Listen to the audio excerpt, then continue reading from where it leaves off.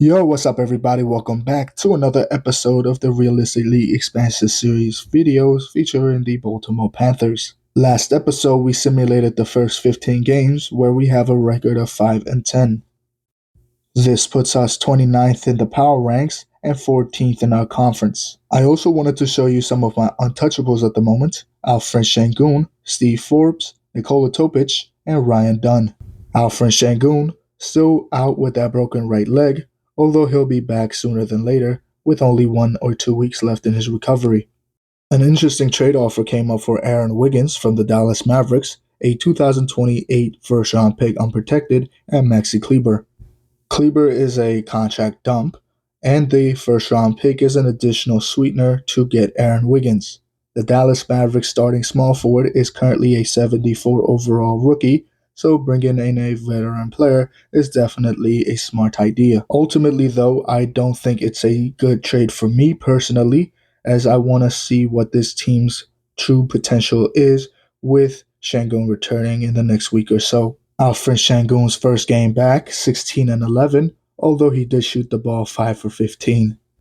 Another thing I thought I should mention is Steve Forbes, 2 for 11, which is very bad, and he has been streaking a lot. Some games he'll do really good, score 20 points, and some games he'll be under 10 points on 11 or 12 shots per game.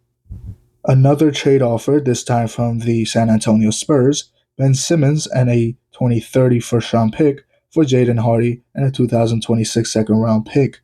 Jaden Hardy has taken a step this year, earning the starting point guard role of this team, while also improving his efficiency drastically. I think it's too early to trade him, as his stock is on the rise. A back-to-back against the Toronto Raptors, and this time we are victorious. Şengün with 27, 10, and 6, this time shooting the ball 10 of 17. Forbes, 19, 4, and 2 with 2 steals, 7 of 17 from the field, which is not too bad, but 0 for 5 from 3. Nikola Topic has also been doing very decent lately, 9 and 4 off the bench. This is what Steve Forbes' numbers are looking like: 14 points, 2.5 rebounds, 2.5 assists, with 1.5 stocks. His efficiency is dropping, with only 42, 30, and 73 from the free throw line. His turnovers per game is also very high, as he averages 2 turnovers per game, but only 2.5 assists per game. A very decent win against the Orlando Magic, putting us back-to-back wins: Alfred Şengün with 23, 7, and 4, Forbes with 15, 3, and 3 with 1 steal, 7 of 13 from the field, but 0 for 3 from deep. I'm starting to suspect that he's taking way too many threes. This is what Jaden Hardy has been averaging this season: 14 points, 3 rebounds, 3 assists, 0.7 steals, while his overall efficiency is also on the rise: 47, 39, and 70. We had 6 players drop double digits or more for this win against the Boston Celtics, pushing our win streak to 3. Hardy with 26, 4, and 2, Şengün with 24, 7, and 3, and the highlights, in my opinion: 10 points from Ewing in just 7 minutes, 4 for 4 from the field, and 2 for 2 from deep. A 4-game winning streak against the Cleveland Cavaliers: Şengün put out 28, 10, and 6 with 3 stocks, Hardy with 20 and 3, Fultz with 13 points in just 16 minutes, and Nelson, our two-way center at the moment, 10 points in just 11 minutes. Another streaky shooting night for our rookie Forbes: only 8 points in 11 shot attempts, but still we managed to pull out the win. It's a bit of a bold strategy to change up the lineup, especially when we're on a winning streak, but Ryan Dunn has been severely underperforming as the starting power forward this year. With a highlight of 6 rebounds per game, he's only averaging 3 points per game, 2.5 assists, 1 steal, and almost 1 block is not bad, but that field goal percentage is straight up atrocious. Despite the rough start, Nikola Topic has turned it around, averaging 7.5 points per game, 2 rebounds, 3 assists, and half a stock per game. His field goal percentage is also a bit shaky, but it's easily better than Ryan Dunn's. This is what the new starting lineup will look like going forward: Nikola Topic and Hardy at the guards, Forbes and Wiggins at the forwards, and Şengün at the middle. I also increased the minutes of Markelle Fultz, as he has been straight up dominating as the 6th man of this team, with only 18 minutes or so. This is what Markelle Fultz was averaging for the season: 10 points per game, 2 rebounds, 2 assists, and 1 stock per game, while only playing about 18 minutes or so.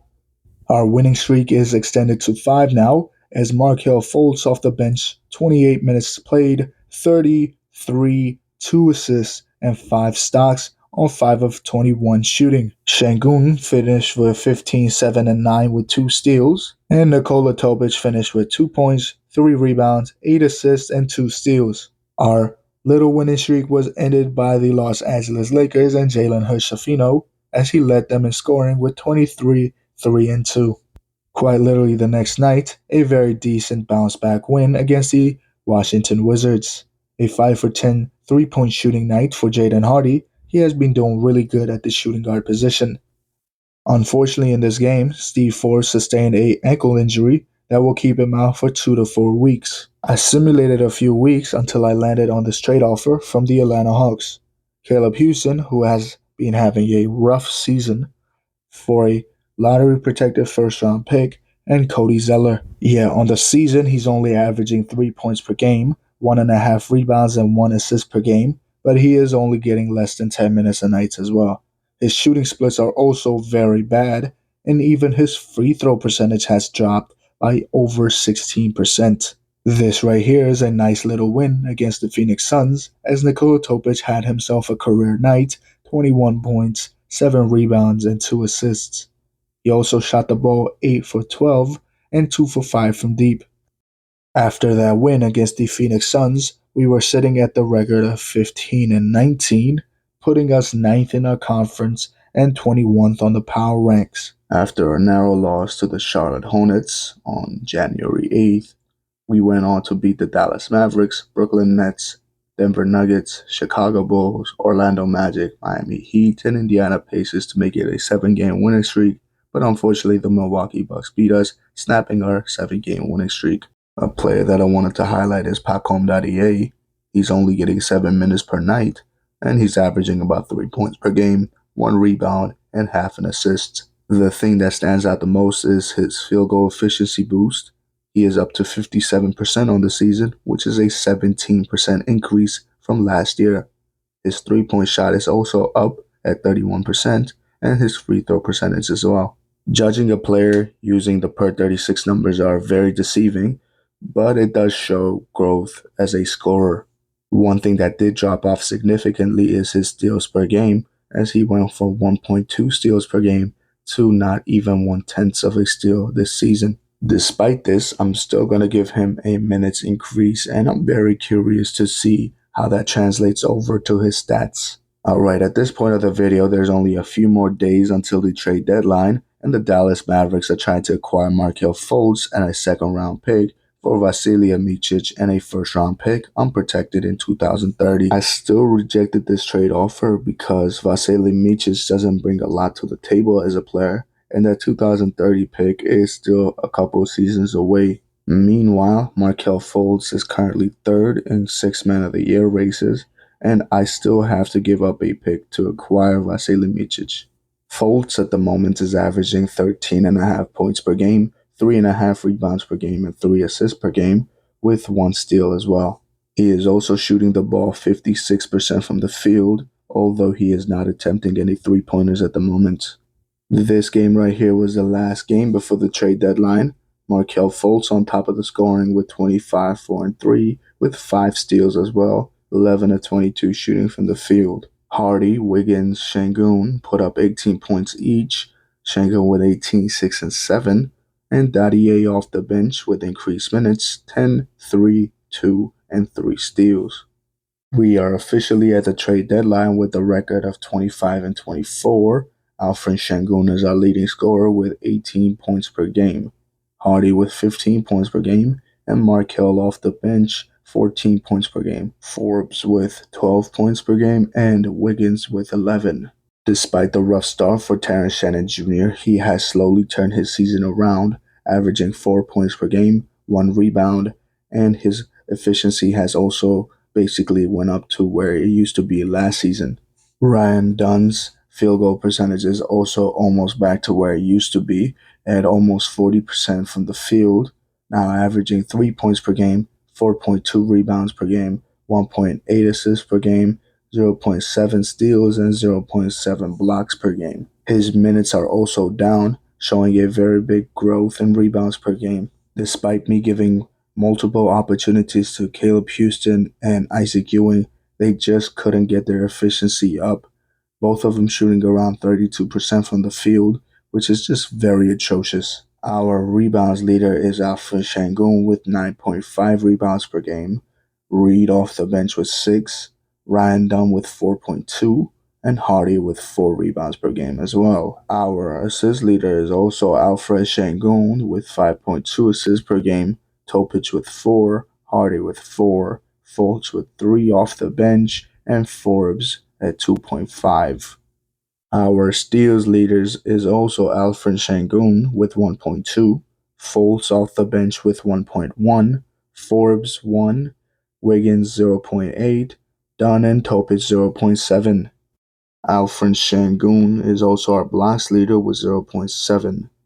Despite the fact that he's leading our team in every single statistical category and also led us to an above 500 record by the trade deadline, he somehow did not qualify for the All-Star game. Since Markelle Fultz was doing so good this season, his trade value was at an all-time high, so I decided to package him alongside Gary Payton, Toumani Camara, 2 second-round picks, and Isaac Ewing for Corey Joseph, who'll be bought out, Steven Adams, who comes in with a bunch of gold badges, a lottery-protected Philadelphia pick, a second-round pick, so essentially we're swapping second-round picks this year, and also Willie Miles. The Sixers did not have a backup point guard or power forward on this team, so it does make logical sense to do this trade. They also had an abundance of big men, so Steven Adams will be a great addition to this team, bringing very valuable locker room presence and leadership. Willie Miles also comes in at a very decent 72 overall rating at 23 years old, and despite the fact that he's not a good offensive player, he is a good defensive player at an A- inside defense and A- post defense at his position that is above average at both. Since I had room to sign another player after waiving Corey Joseph, I decided to take a look at Davion Mitchell. He comes in as a 6-foot guard from Baylor that is a very good three-point shooter, good playmaker, and a very good perimeter defender at an 8+. At a 77 overall rating and only a 4-year pro, I don't see why I shouldn't bring him on the team. He also has 11 badges, and some of them are even gold. Davion Mitchell was also seeking about $10 million, but I was able to bring it down to 9.2, a 1+1 team option with a fund type deal. Davion Mitchell will work his way up to being the 6th man of this team, a similar role to Markelle Fultz. Depending on how well he does off the bench, he may even get a starting role on the team. Since we had room on the team to sign another player, I've decided to bring in defensive forward Matisse Thybulle, who comes in as a A+ perimeter defender while also having a decent B at 3. He also has 9 badges, and some of them are even gold. I'm going to give Matisse Thybulle a $4.36 million deal, a 1+1 team option at the end, a fund type deal, and he accepts the trade offer. Welcome to the team, Matisse Thybulle and Davion Mitchell. Before ending the video, I also wanted to show you our standings in the Eastern Conference. We're sitting at a record of 25-24, which puts us 7th in our conference. The Philadelphia 76ers were also 10th. This is what the standings are looking like in the Eastern Conference. We are the 7th seed with a record of 25-24, right behind the Atlanta Hawks, who are only 3 games ahead of us. With the trade that we did, filling out their weak spots on their bench, hopefully they're able to make that comeback and make the playoffs. It has been a good episode. I'm going to wrap it up here. Next episode, I plan on doing the All-Star festivities once again, and also simulating till the end of the season. If you like watching this content, please comment, like, and subscribe, as it really helps out in this YouTube algorithm space. Anyways, man, it's been real. Peace.